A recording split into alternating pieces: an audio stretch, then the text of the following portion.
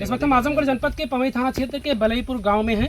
यहाँ के एक 48 वर्षीय रहने वाले प्रमोद गौड़ थे, जिनका शव बगल के गांव में संदिग्ध स्थितियों में मिला था। दूसरे जिले में हम बातचीत करते हैं परिवार से कि आखिर, क्योंकि परिवार का आरोप भी है कि उनकी हत्या हुई है, ऐसा परिवार आरोप लगा रहा है, वो भी किसी महिला को जोड़कर ये लोग आरोप लगा रहे हैं।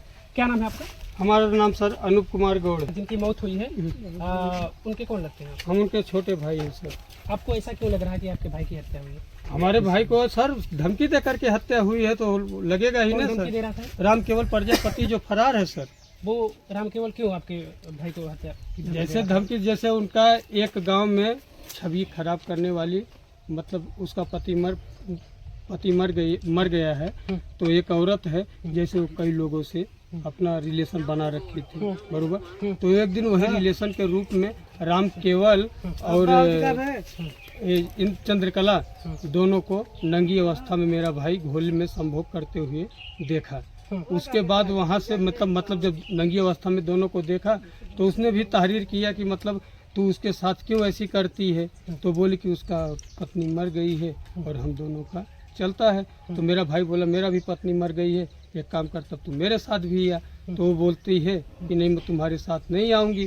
तो मेरा भाई बोला जब तू मेरे साथ नहीं आएगी तो एक काम, मैं तुम दोनों को कभी मिलने नहीं दूंगा। तो इसी बात का विवाद ले करके सर आज ये हमारे राम केवल प्रजापति उस महिला से मोहब्बत करता था। हाँ, वो मोहब्बत कोई नहीं करता था। वो जब तक जिसके पास पैसा था तब तक उसके जिस्म के लोग मजे लेते थे। वो औरत ऐसी थी।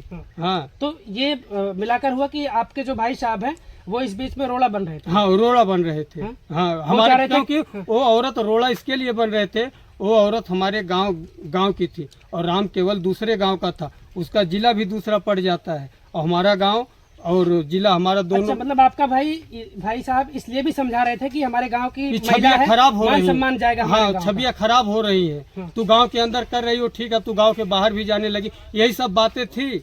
हमारे भाई हमको संक्षिप्त में बताया था और मैं ही नहीं था, राकेश भी था। राकेश, अच्छा बताइए आप पूरी बात। हाँ। राकेश मेरा भाई भी था, उसके सामने ये बात मतलब आपके भाई मना करने लगे तुम लोगों को नहीं मिलने दूंगा, इसलिए वो धमकी दिया था। हाँ, वो धमकी दो चार सामने दिया था। दो चार बार घर में भी आके धमकी दिया।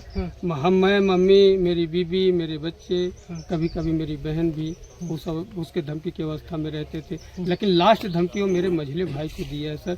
ऐसा धमकी दिया है कि प्रमोद को समझा लेना, अगर अभी उनसे हमारा मुलाकात हो जाएगा तो उसी दिन उनका लास्ट मुलाकात होगा और ऐसी जगह मार करके उनको फेंकूंगा जिस जगह पे मतलब ना अम्बेडकर नगर की पुलिस हमको कुछ कर पाएगी, ना आजमगढ़ की पुलिस कुछ कर पाएगी। तो लाश हमको ठीक उसी पोजीशन पे मिला सर, दोनों जिलों के बॉर्डर पे। आखिरी बार कब धमकी दिया था वो? आखिरी बार मेरे मझले पिछले महीने में हमें जहाँ तक उम्मीद है कि आप कौन है?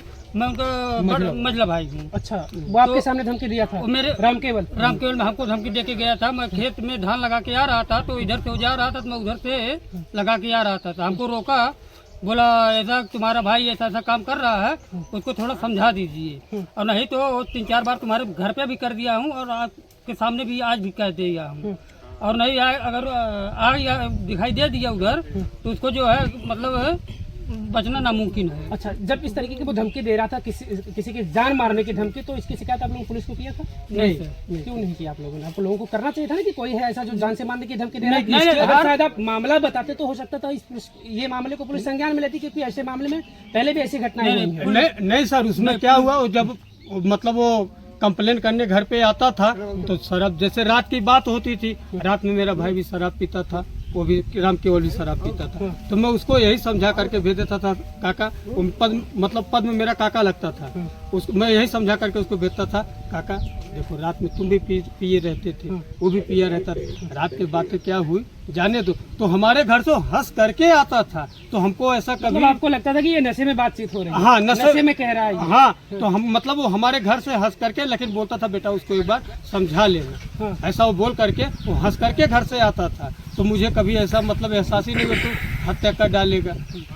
तो जब कैसे आप लोग उन्हें ढूंढते हैं, कैसे उनका शव मिलता है? क्या नहीं, सुबह में हमको फोन पे खबर मिलती है, वो भी हमारे फोन से नहीं, दूसरे के फोन से खबर मिलती है। हमारी बहन के पास मतलब उस गांव से हमारे बहन का मौसियाउर है ना, हमारे बहन का जो पति है उस गांव में उसका मौसी का घर है। तो वहाँ से जब वो लोग देखे तो हमारे भाई अब इतना गाँव का आना जाना, यही बगल में खेती, वहाँ पे खेती, खेत में आना जाना तो लोग पहचानते ही है ना कि किसका लड़का है। तो जैसे वो देखे तो बोले तो प्रमोद लग रहा है। तो हमारे घर का नंबर उन लोग के पास नहीं था, तो डायरेक्ट वो हमारे बहन को फ़ोन किए, तो बहन हमारे पास फ़ोन की तो हमारा फ़ोन स्विच ऑफ आ रहा था। अच्छा, फिर आपसे जब संपर्क हुआ तो आप जब वहाँ तक पहुँचे तो फिर शव की जो स्थिति थी कहाँ था? वो खेत में पड़ा था शव या कहाँ था? बॉर्डर पे था, खेत में नहीं था, रोड के नीचे था। अगर एक प्रकार के देखा जाए तो दूसरे रोड पे थी वो। अच्छा, कुछ चोट वगैरह के निशान भी थे उनके? पूरा यहाँ से फटा हुआ था सर।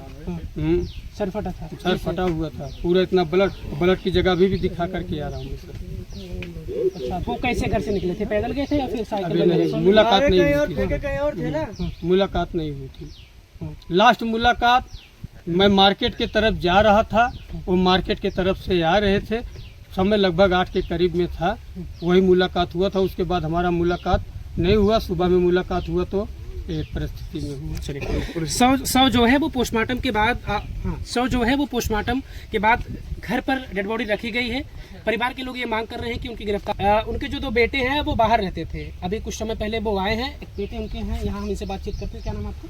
हमारा नाम अमन कुमार गौड़ है। अच्छा, अमन जी, आप कहाँ थे? हम गुजरात रहते हैं। वहाँ से आप आए हैं? यस। पिता के मरने की खबर मिली, हाँ। क्या बताया गया आपको? हमको बताया गया कि उनको कोई मार दिया है, तो हम लोग वहाँ से भाग के आए हैं। अच्छा, ये जो और हमने यहाँ पे आए हैं तो राम गोपाल जी हैं, हमको पुलिस वाले हमको बोलते हैं अगर आप लोग बीच रास्ते में रोक दिया गया, हमने उनसे यही मांग किया है कि हमारे बाप को जैसे मारा गया, हमें कोई आपत्ति नहीं, हमको इंसाफ चाहिए। अगर वो फरार है तो उनके घर वालों को पकड़ के अंदर डालो, फिर वो आदमी आएगा। तो गोपाल जी बोल रहे हैं कि अगर आप लोग बीच रास्ते में नहीं रुकोगे तो उल्टा कार्रवाई आपके पास करेंगे हम। हाँ, ऐसा क्यों बोल रहे हो? मतलब हमारे घर की जान भी गई और उल्टा हमारे ऊपर कार्रवाई करोगे? ये कौन सी नियम होती है? कौन है ये गोपाल जी? ये पुलिस वाले हैं। सही है। अच्छा, ये जो जिनके ऊपर आरोप लगाया जा रहा है, हाँ। राम केवल प्रजापति के ऊपर, हाँ। इनके बारे में आपको भी जानकारी है? नहीं, देखो हम अपने घर पे, हम 100 बात की बात, हम अपने घर पे बात ही नहीं करता हूँ। खाली मैं मेरे चाचा से बात करता हूँ, हफ्ते में एक बार करता हूँ, कैसे हाल चाल है घर अपने का। पिताजी सब की बातचीत हम मैं बात ही नहीं अपनी माँ करता। से? माँ है आपकी? हमारी हम 2 साल 4 साल के थे, हमारी माँ तभी ऑफ हो गए थे। हम खाली अपने घर पे हफ्ते में एक बार बात करते थे चाचा से, घर के परिवार के गाँव का कैसा माहौल है, बस यही करके मैं फोन कट कर देता था। पिता से कोई मतलब नहीं था मैं आपका? पिता से बात ही नहीं करता था, क्योंकि मेरे पिता को एक ही बात बोलता था, आप दारू छोड़ दो तो हम आपसे बात करेंगे, नहीं छोड़ोगे तो मैं आपसे बात नहीं करूंगा। हमारा उनका ये दोस्त जीतता, बोले मैं दारू नहीं छोड़ूंगा, बोला मैं आपसे बात नहीं करूँ। लास्ट मरते मरते मैं उनसे आज तक बात भी नहीं कर पाया हूँ। बोलो, इस बात का तो अफसोस होगा ना कि पिता इस दुनिया में नहीं है। अब तो आप अगर बात भी करना चाहेंगे तो वो नहीं बोलेंगे? नहीं बोल सकते हैं ना। अब पुलिस वाले बोलते हैं आप अंतिम संस्कार, बोलो हम अंतिम संस्कार करके हम कर ही क्या सकते हैं? वो जिंदा है तो हम कुछ नहीं कर पाए, मरने के बाद इससे अच्छा हमको इंसाफ दिला दो, हम अपना काम करेंगे, आप अपना काम कर लो। चलिए, अब